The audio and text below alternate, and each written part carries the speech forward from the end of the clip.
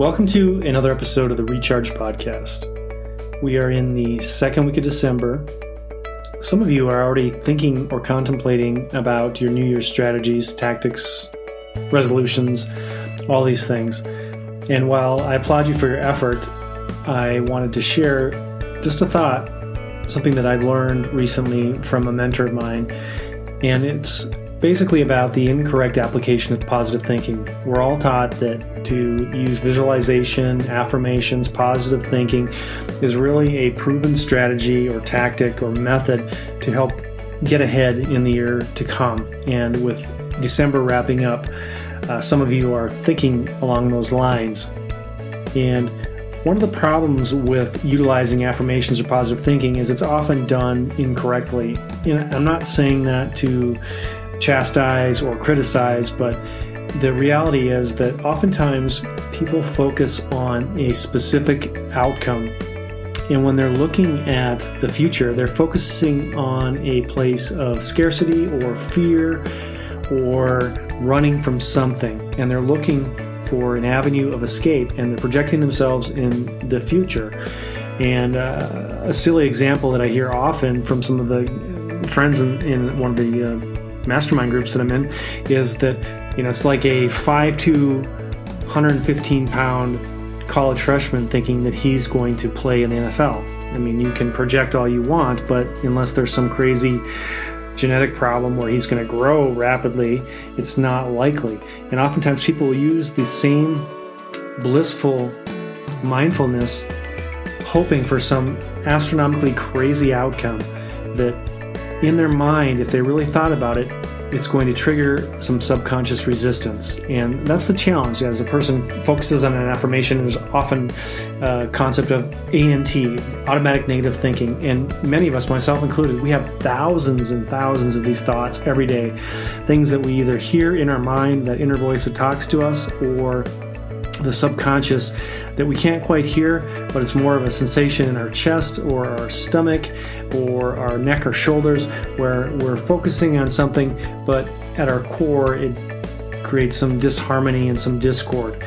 And myself included, oftentimes we're stuck in this habit loop and this pattern. But there is really a better technique, and it's very simple. It's a way to program your mind, particularly your subconsciousness, for success.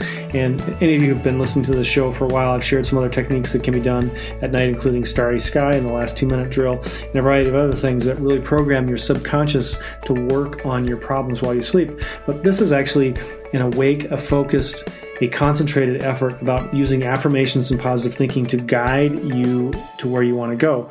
And it's very simple. It's basically focusing on an action. The action is part of several steps to the ultimate outcome that you want. So instead of focusing on the end destination, you're focusing on the journey. And that journey is broken up into, just like any trip or travel or a segment, there's different flights, different waypoints, and different places that you stay. But your mind is focused on a specific action that guarantees success. It's something that you can control.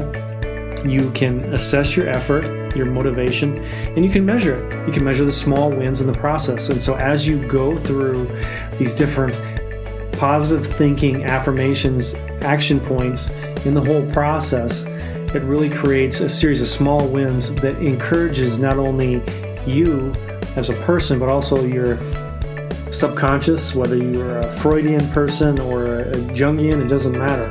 All that will foster into the machinery and the subconscious processes that run behind the scenes, behind the vocalization that you can actually hear, the things that happen while you sleep. And all this is geared towards getting you the result that you want. So an example would be, somebody would say, I want to lose 75 pounds this year.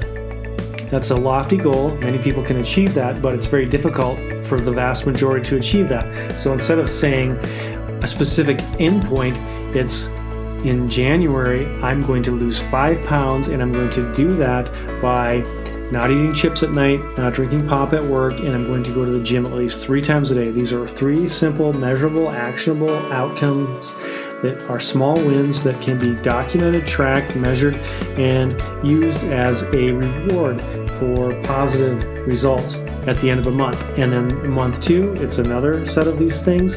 And as you get through the year, you're closer and closer to the ultimate goal of the target weight. So instead of creating some lofty thing that right away your subconscious mind is going to say, that's never going to happen, I've never been able to do that before, I don't know anybody that's done that before, all these negative automatic thoughts that will crop up don't even enter the picture, because it's not even part of the conscious reality. You've created a set of constructs and rules and outcomes that are going to be achieved in the next 30 days.